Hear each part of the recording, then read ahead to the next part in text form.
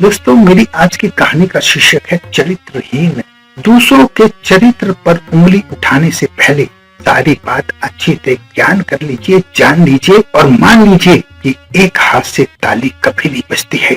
लोग जैसा बोलते हैं उन पर विश्वास ना करें, बल्कि अपनी बुद्धि से सारी चीजों को समझ ले, तभी किसी के बारे में कुछ बोलें। संन्यास लेने के बाद भगवान गौतम बुद्ध ने अनेक क्षेत्रों की यात्रा की और एक दिन वो एक गांव में गए। उस गांव में पहुंचने पर उनके पास एक युवती आई और बोली, आप तो कहीं के राजकुमार लगते हैं, क्या मैं जान सकती हूँ कि इस युवा अवस्था में गेरुआ वस्त्र पहनने का कारण क्या है? भगवान बुद्ध ने विनम्रता पूर्वक उत्तर दिया कि मैं 3 प्रश्नों के हल के लिए सन्यासी बना हूँ। मैं 3 प्रश्नों के उत्तर जानना चाहता हूँ, इसलिए मैं राजकुमार को छोड़कर एक साधु बन गया हूँ। मैं जानना चाहता हूँ, हमारा जो ये शरीर है, ये युवा अवस्था में बड़ा आकर्षक है, ये जल्दी ही वृद्ध भी हो जाएगा, फिर बीमार होगा और अंत में इसकी मृत्यु हो जाएगी। अब मैं ये जानना चाहता हूँ कि वृद्ध अवस्था, बीमारी और मृत्यु का ज्ञान कैसे प्राप्त हो सकता है? बुद्ध के विचारों से प्रभावित होकर उस महिला ने भगवान गौतम बुद्ध को अपने घर भोजन पर आमंत्रित किया और शीघ्र ही ये बात पूरे गांव में फैल गई। गांववासी मिलकर भगवान गौतम बुद्ध के पास आए और उन्होंने आग्रह किया कि वो इस स्त्री के घर भोजन करने ना जाएं।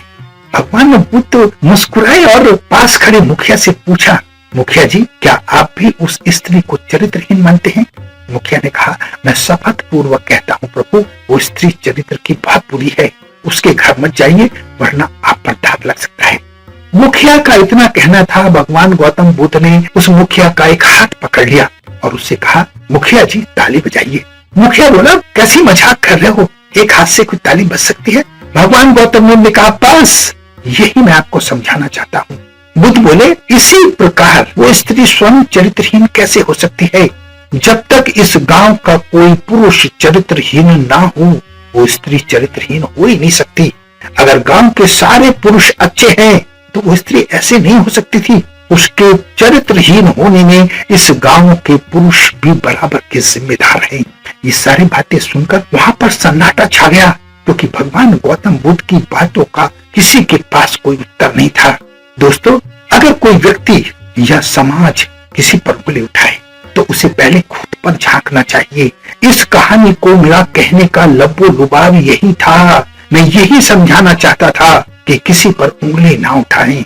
अगर उंगली उठा रहे हो तो अपने गिरेबान में झांक कर पहले देख लें। यही मानवता है, यही नैतिकता है। बहुत ध्यान रखें, हंसते रहें, मुस्कुराते रहें, खुश रहें। धन्यवाद।